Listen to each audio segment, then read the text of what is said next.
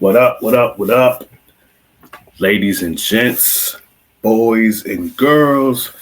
You are now tuned in to a brand new episode of Sportsway with Dray Day podcast.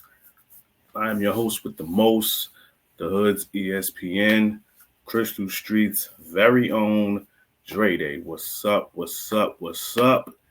Once again, thank y'all for your continued support of the podcast. Keep it going, keep it growing, keep it flowing. If you haven't already, subscribe to the YouTube channel, Sportsway with Dray Day Podcast. Hit that notification bell. So once the video is released, you will get a notification. Share the podcast. Leave a comment at the end of this video. Like this video. As soon as you come on in and watch, tell a friend to tell a friend, all that good stuff. Y'all see the title to this. Now, since we're in 2025, I'm going to try to be consistent with doing WWE recaps here and there.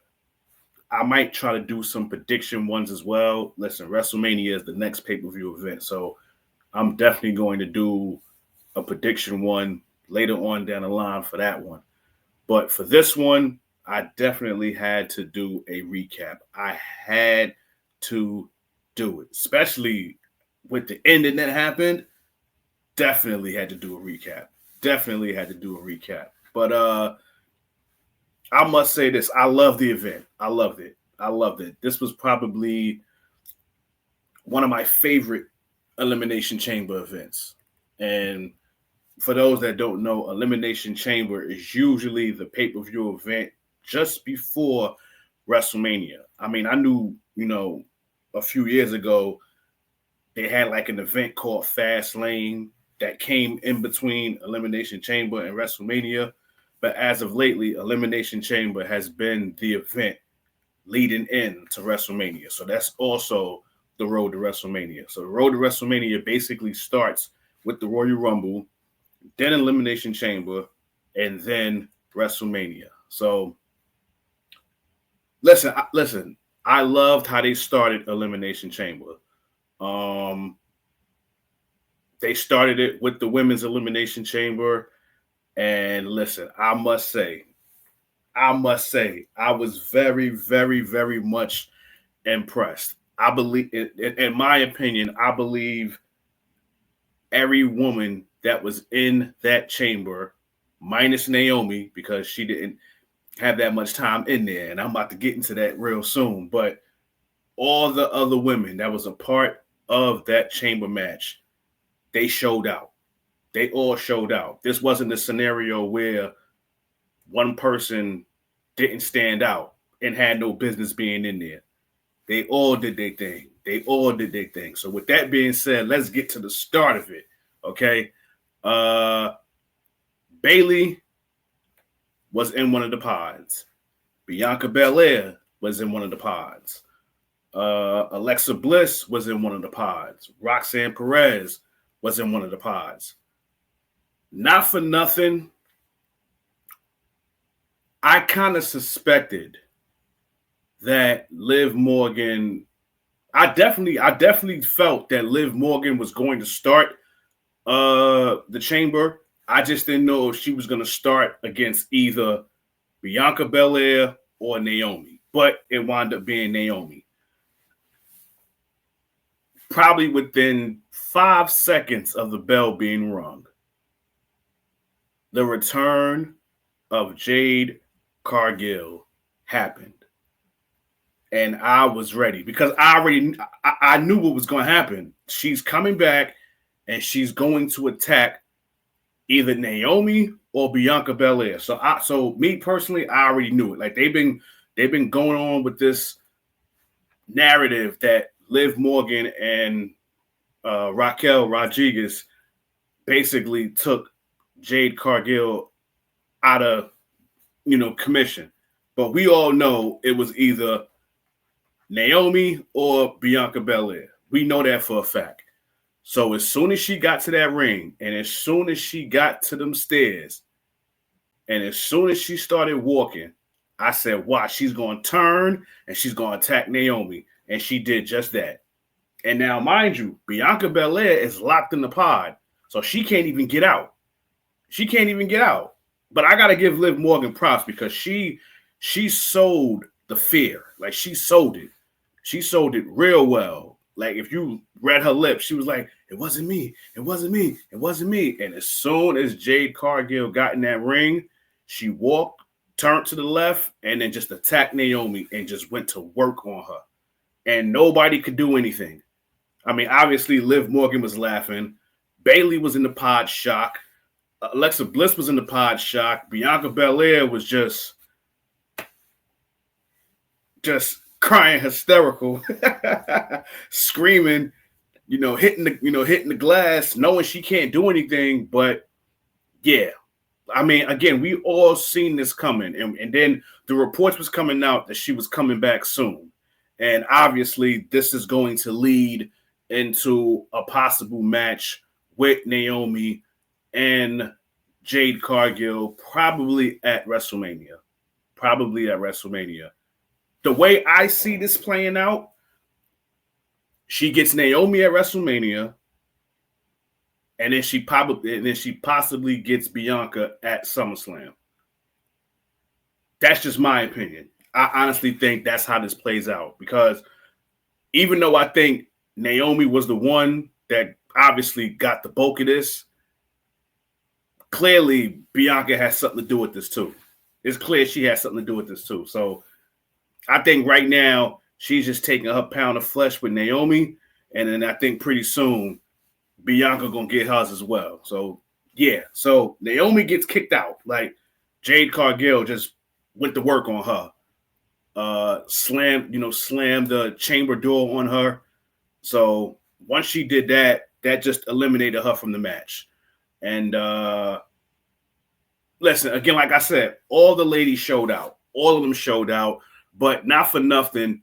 The ending that was exactly what I predicted. I predicted that Liv Morgan and Bianca Belair would be the last two in the Elimination Chamber, and that's exactly what happened.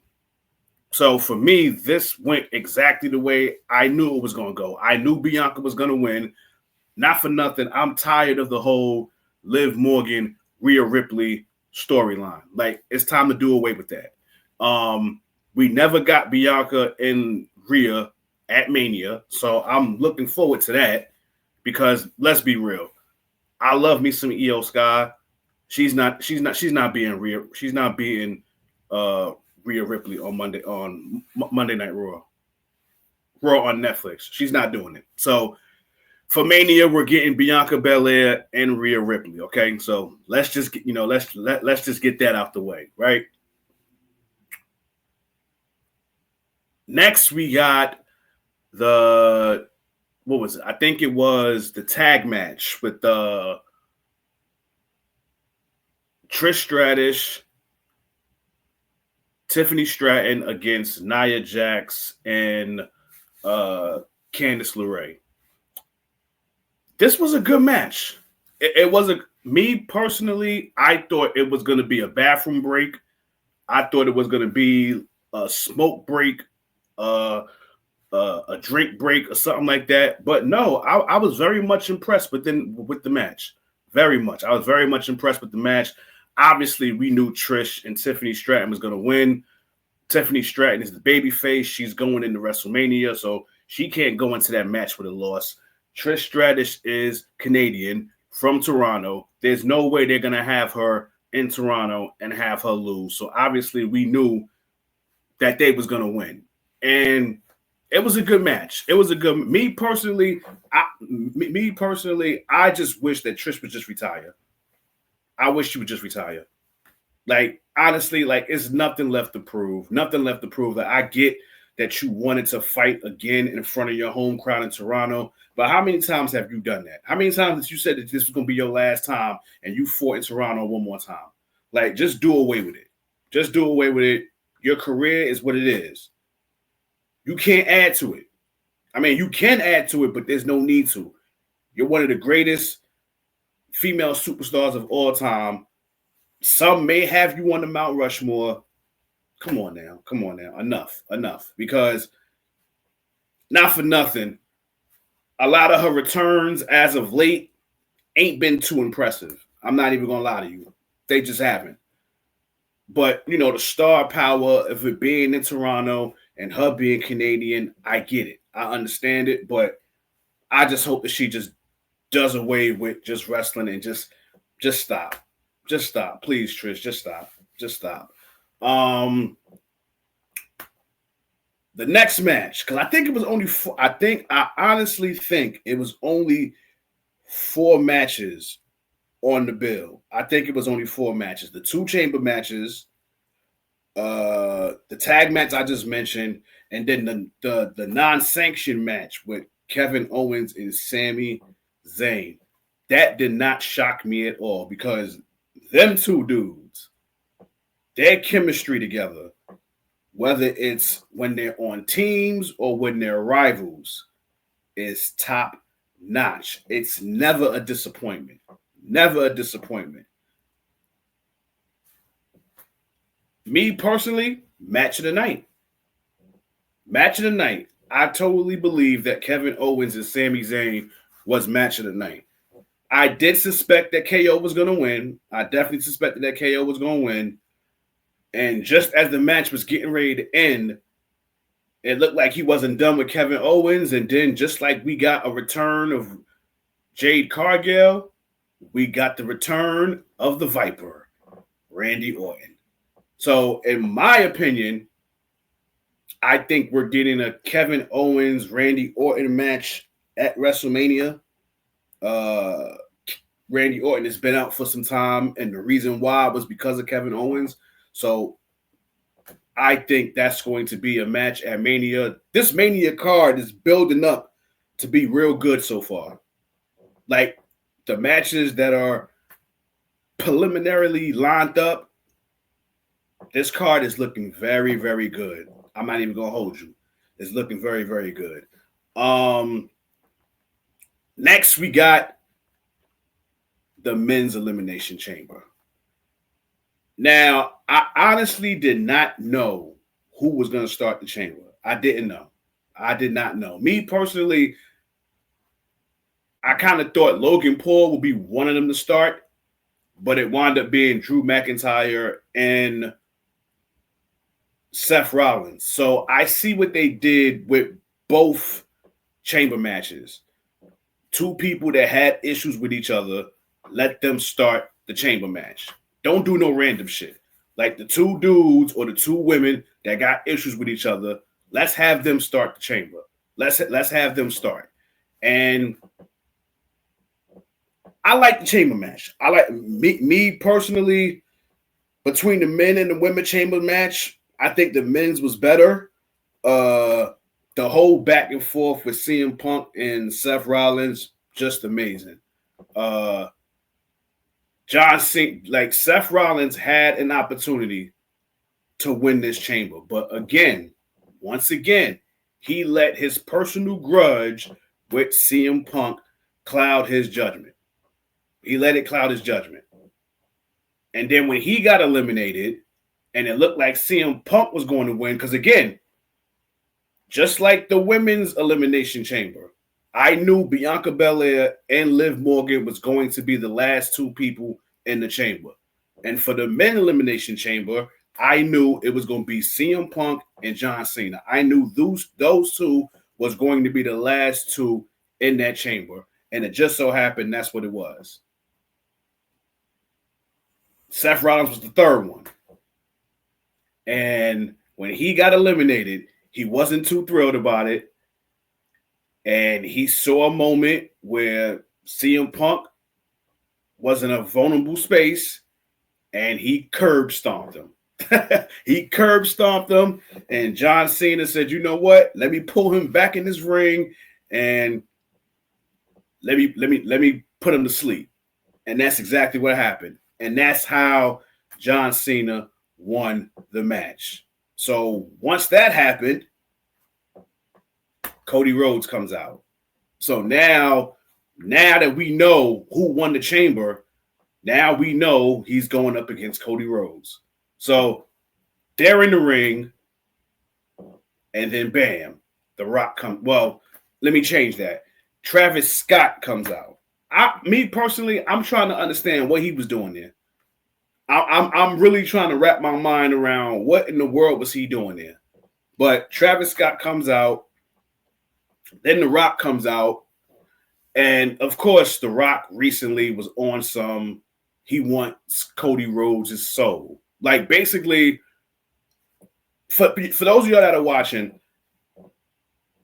we had like two eras of the corporation in WWE.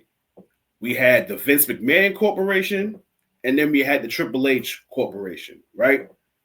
The Rock was now trying to build his corporation. And what he was trying to do was have Cody Rhodes be the anchor of that corporation. He basically wanted his soul. He wanted Cody Rhodes to be his champion. And he was waiting for the Elimination Chamber to get his answer. He said that he wanted his answer at the Elimination Chamber. And Cody Rhodes told The Rock to go fuck himself. That's what he said. Now, there was no bleeping of the F word. Like, I watched this live and direct. There was no bleeping of that F word. So I'm like, yo, WWE is like, they on their shit now. So, of course, Cena jumping for joy, hype for Cody Rhodes. And then the unthinkable, well, before the unthinkable happened, they embraced. They shook hands and then they hugged. And then immediately, John Cena's face just changed. And if you look real close, because again, the way the camera was set up, even the fans knew what was coming. They knew what was coming. And The Rock just did this. John Cena backed up and kicked Cody Rhodes and his jewels. And I think for about a good 5 to 6 minutes, they did a number on Cody Rhodes. Whether it was John Cena by himself, and then The Rock, started beating him with the belt that he made that had Cody's soul name on it, and then the date of the late, great Dusty Rhodes' passing. So for like a good 5 to 6 minutes, they did a number on Cody Rhodes. John Cena, The Rock, and even at some point, Travis Scott even volunteered and gave his services. But I'm really trying to understand what the hell he was doing there, but that's neither here nor there. But listen, I was shocked that this happened because, again, I've been watching wrestling since I was 5, right? So that's 34 years. There have been some heel turns that shocked the hell out of me, right? Austin joining Vince McMahon. That's the one that shocked you, right? And again, this was pre-internet. So this wasn't a situation where, it was leaked out that Austin was going to turn heel. No. We saw it live and direct. When we ordered it on pay-per-view and it went down, that was the first time you knew about it. There was no spoiler alerts or nothing like that. When Hogan turned on WCW and joined NWO, we didn't see that coming. And now this one. But this one here, I mean, I'm not going to say that I seen it coming, but it was something that we all kind of did want to happen because, like, right now, they have this thing where they're calling this the greatest heel turn in history. There's a lot of people out there, and it's probably the Gen X people or Gen Z. Like, I don't know whatever this generation is. They have this thing where they're saying that John Cena's heel turn last night was the best heel turn in history. I strongly disagree with that. I still believe that is Hogan. And again, I can give two F's about this dude. Y'all already know how I feel about him personally. Y'all already know how I feel about him. But what he did when he was gone for a while, making movies, when he was in Hollywood, he came back, turned his back on WCW, and joined NWO, right? I'm going to give y'all the scenarios on why Hogan's was better. When Hogan turned, nobody expected that. Nobody seen it coming. Nobody seen it coming, right? And another reason why it was better was because just look at the crowd emotion. Like when that happened, it went from cheers to straight boos. Straight boos.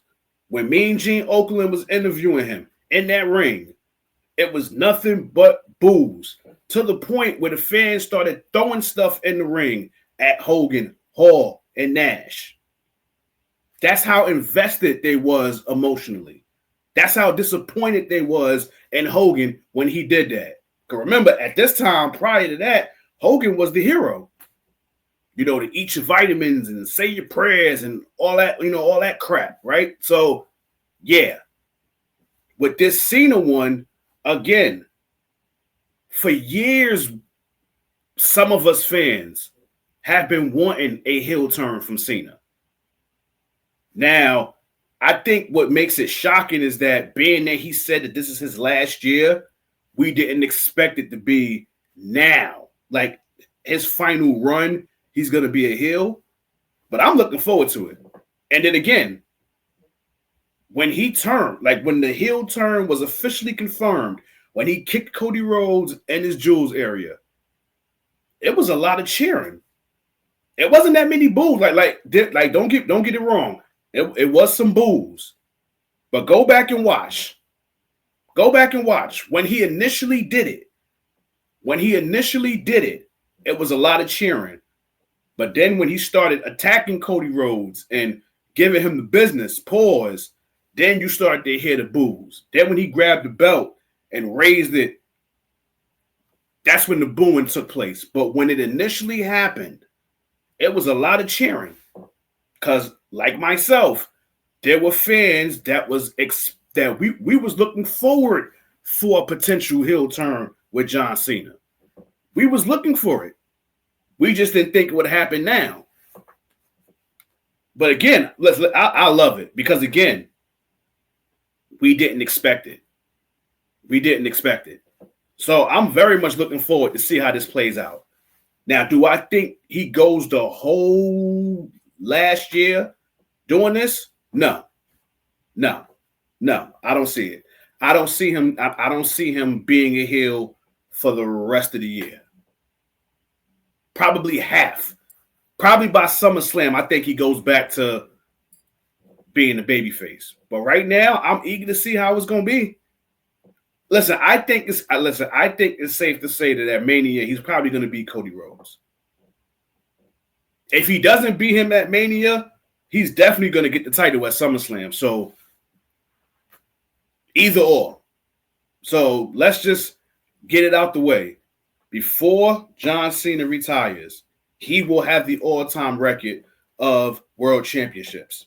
Him and Ric Flair right now is tied at 16. Before it's all said and done, he will have 17. But, yeah, I love the Elimination Chamber. It was fun. I enjoyed it very much, very, very, very much. And then to end it like that was just crazy. And then you watch the press conference. Cena goes to the press conference, takes the mic, drops it, and then leaves. So I'm very much interested to see how this heel turn is going to go. I don't know if he's going to be at Raw tomorrow or SmackDown on Friday. I think I read something when I think one of my guys, I think my guy Darnell, the playmaker in Jacksonville, I think he commented on somebody's page about Cena is filming in Africa. So who knows? We might not see Cena until Mania. But I don't think that's going to be the case. Because we're going to need some sort of explanation. We're going to need an explanation as into why you did this and why you joined forces with The Rock. So I'm eager. I'm very much eager to see how this is going to play out. Very much eager to see how this is going to play out. But it's crazy because to think Cena and Rock had their issues. And it did get personal at times. And then to fast forward years later, and now they've joined forces against Cody Rhodes. So I'm very much interested to see how this is going to play out. I'm very much interested to see how this is going to play out. But y'all hit me in them comments, man. Y'all hit me up in them comments and y'all tell me, how did y'all feel about John Cena's heel turn? Did you like it? Did you hate it? What was your favorite moment? Well, in fact, I'm not even going to ask that question because obviously we know what everybody's favorite moment was, and it was basically the end. It was basically the end. If you say anything else was your favorite moment, something wrong with you. Again, I enjoyed the whole event, but everybody and their mother is talking about those last 10 minutes. That's what everybody is talking about. They're not talking about they're not talking about anything else in that chamber match. Oh, but now let me piggyback. When I said that Seth Rollins screwed CM Punk, now I think we're getting a triple threat at Mania.